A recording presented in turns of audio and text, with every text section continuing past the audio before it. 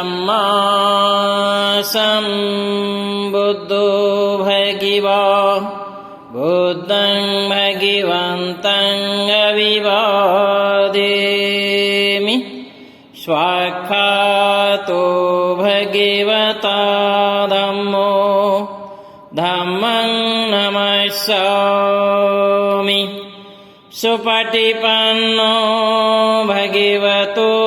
सावके संघो संघं नमामि नमो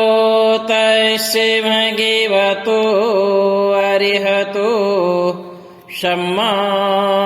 सम्बुद्धस्से नमो तस्से भगवतो अरिहतो सम्मा सम्बुद्धस्से नमो तस्से भगवतो अरिहतो सम्मा सम्बुद्धस्से येति पिसो भगवायरिहं सम्मा सम्बुद्धो विඤ्ඤाचरण सम्पन्नो सुगतो लोकविदु अनोत्तरो पुरुषधम्म सारथि सत्तादेव मनुष्याणां बुद्धो भगवाति बुद्धं जीवितपर्यन्तं शरणं गच्छामि ये च बुद्धा अतीता च ये च बुद्धाय अनागता पच्युपन्ना च ये बुद्धायहं वन्दामि सर्वदा नत्थि मे शरणं अयं बुद्धो मे शरणं वरम् एतेन सच्चिवज्जेन होतु ते जयमङ्गलम् उत्तमङ्गेन वन्देऽहं पादपंशुवरोत्तमम् बुद्धेयो खलितो दोषो बुद्धो खमतु तं मम स्वाख्यातो भगवता धम्मो सन्देठिको अकालिको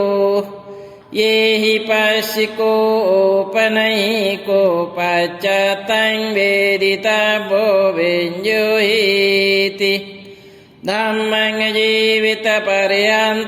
शरणं गच्छामि ये च धम्माय अतीता च ये च धम्माय अनागता पच्युपन्ना च ये धम्मायहं वन्दामि सर्वदा नत्थि मे शरणं अयं धम्मो मे शरणं वरम् एतेन सच्चिवज्जेन होतु ते जयमङ्गलम् उत्तमङ्गेन वन्देऽहं धम्मं चतुर्विधं वरम् धम्मे यो खलितो दोषो धम्मो खमतु तं मम सुपटिपन्नो भगवतो सावकसङ्घो उजिपटिपन्नो भगवतो सावकसङ्घो न्यायपटिपन्नो भगवतो सावकसङ्घो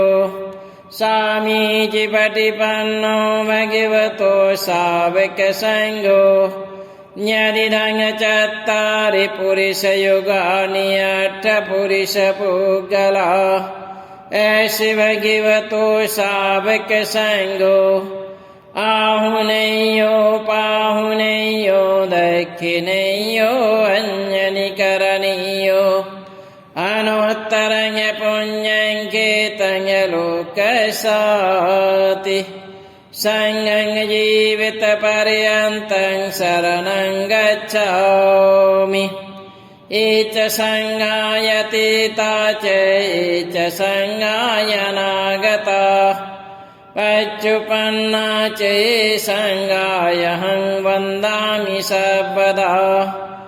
नत्थि मे शरणं अयं संघो मे शरणं वरम् एतेन सच्चिवज्जेन होतु ते जयमङ्गलम् उत्तमङ्गेन वन्देऽहं सङ्घं चतिविधोत्तमं सङ्गे यो खलितो दोषो सङ्गो खमतु तं मम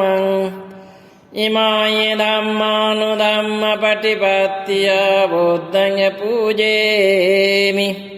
इमाय धम्मानुधम्मपटिपत्या धम्मं पूजेमि इमाय धम्मानुधम्मपटिपत्या सङ्घं पूजेमि अद्धा इमाय पटिपत्या जातिजरामरणं मा परिमुञ्जसामि इमिना पुण्यकर्मेण मे बालसमागमो शतं समागमो होतु यावनिर्वाणपत्या देवो वै सतु कालेन सस्यसम्पत्तिहेतु च हितो भवतु लोको च राजा भवतु धार्मिको नमो बुद्धाय नमो धम्माय नमो सङ्घाय ओकाश्वन्नामि बुद्धं धोत्याम्प्योकाश्वन्नामि बुद्धं तात्याम्प्योकाश्वन्नामि बुद्धं साधु साधु साधु